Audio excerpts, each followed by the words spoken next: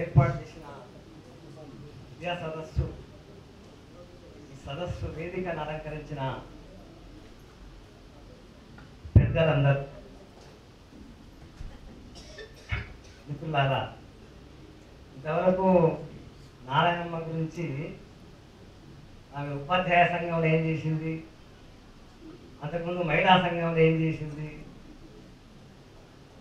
ఆ సంఘాలంతా కూడా ఎట్లా పనిచేసింది, ఎంత చురుగ్గా ఉంది, అనేక విషయాలు చెప్పారు. మరి నేనేం చెప్పాలి అని ఆలోచన చేసిన నేనేం చెప్తానంటే, ఆమె కుటుంబంలో నేను కమ్యూనిస్టు పార్టీలో కార్యకర్తగా పనిచేస్తాను, పూర్తి కాలం అదే పనిచేస్తాను నేను. కాబట్టి నేను ఇంటికి ఏమీ సమయం ఇవ్వని పరిస్థితి నాకు ఉంటుంది. ఇంటికాడికి వచ్చినా సరే ఏదో చదువుకుంటానో చేసుకుంటూ ఉంటా, కానీ చాలా విషయాల్లో నేను ఆ కుటుంబంలో ఏ భాగస్వామ్యం లేనట్టుగా ఉంటాను ఒక రకంగా. కానీ ఆయన ఒక్కనాడు కూడా కంప్లైంట్ చేయలే, ఏంటి భాగస్వామ్యం గురించి అని కంప్లైంట్ చేయలేదు. అంతేకాదు, నేను ఎప్పుడైనా ఒక వారం రోజులు వెళ్తానండి అక్కడిక్కడ పోతే కూడా పోతాం. అరే వారం రోజులు అయిందా?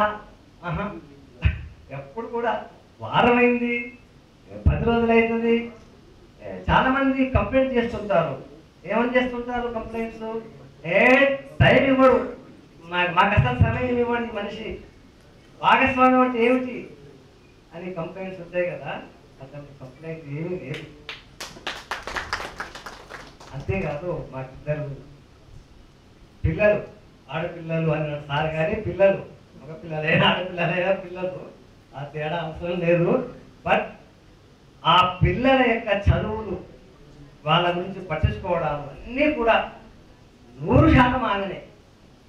అంటే నేను ఏమి మాట్లాడనా అంటే ఏమి మాట్లాడనని కాదు, చిన్నప్పుడు ఏదో మాట్లాడతాను అంతేగాని ఫీజులు కట్టడం, లేదా కాలేజీకి పోవడం, స్కూల్కి పోవడం, అన్ని విషయాలు కూడా ఆమె.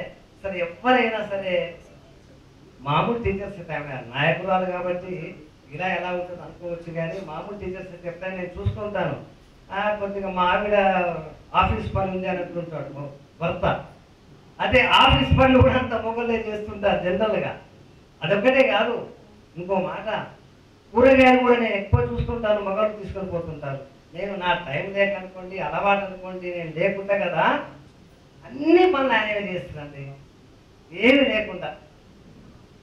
మా పిల్లలు డాక్టర్లు కావడానికి కూడా 100% ఆమె కారణం. ఈ రకంగా అంటే నేను ఆ రకంగా ఉంది కాబట్టి నేను ఏమీ చింత లేకుండా, సరే నేను చేసే పని ఆ గొప్ప పని ఏమో కానీ ఆ పనిలో నేను ఉంటాను. ఏ మాత్రము పిల్లలు ఎక్కడ, ఇంట్లో ఏమిటి, ఏమైనా సమస్యనా, ఇదంతా ఏమీ ధ్యాస లేకుండా ఉండడానికి ఆమె కాదు. అంటే ఆ రకంగా నేనేమంటున్నానంటే, ఆదర్శం అంటాం కదా, నిజంగా ఎవరైనా సరే ఇద్దరు సామాజిక కార్యకలాపాలు ఉంటే, భర్త ఉన్నా భార్య ఉన్నా, ఒకవేళ వేరే ప్రొఫెషన్ చేస్తూ కూడా సామాజిక కార్యక్రమాలు ఉంటే, వాళ్ళు ఆ ప్రొఫెషన్ చేసేవాళ్ళు మగ కానీ ఆడ కానీ సామాజిక ఉద్యమాల్లో పనిచేసే వాళ్ళకు పూర్తి సహకారాన్ని అందించాలి. అట్లా అందించడంలో మాత్రం నారాయణమ్మ చాలా ఆదర్శంగా ఉంది. నేను ఇదే చెప్పదలుచుకున్నాను. నేను మిగతా విషయాలు చెప్పారు. ఒక్క విషయం చెప్పి నేను ముగిస్తాను. ఏంటంటే, వాళ్ళ నాన్నగారు శ్రీనివాసరెడ్డి అని, ఆయన వాస్తవంగా ఆయన హోల్ టైమరు అట్లాంటి టైమర్ కాదు, కానీ ఆయన పూర్తి ప్రజల కోసం పనిచేసే మనిషి. అట్లా హోల్ టైమర్ అనేది ఏమి లేదు ఆయన. కానీ మా ఊరు అమర్చింత, మా వీరన్న సార్ చెప్పిండు, అమర్చింత అంటే ఇలా అలా అన్నారు. సరే ఏదైనా సరే కొద్దిగా అమర్చింతారా, ఏదైనా సమస్య ఉంటే అందరూ ఐక్యంగా ఉండి కొంచెం కొట్లాడతారు, అది ఉంది. దాంట్లో శ్రీనివాసరెడ్డి చాలా ప్రధానమైన మనిషి. ఆయన 84-85 ఏళ్ళ మనిషి. ఆయన 30 సంవత్సరాల నుంచి కూడా ఆ ఊర్లో ఏ కార్యక్రమం లేదండి ఆయన ఉండేవాడు. ఇంట్లో వాళ్ళు కూడా ఆయన ఎట్లాంటి మనిషి అంటే, ఆయన అంతే వేరే అనుకోకండి, కానీ మీరు మా ఊరు సబ్ స్టేషన్ లేదు తన కాలం, ఇదంతా 50లో 60లో అనుకోండి, 60లో లేదు.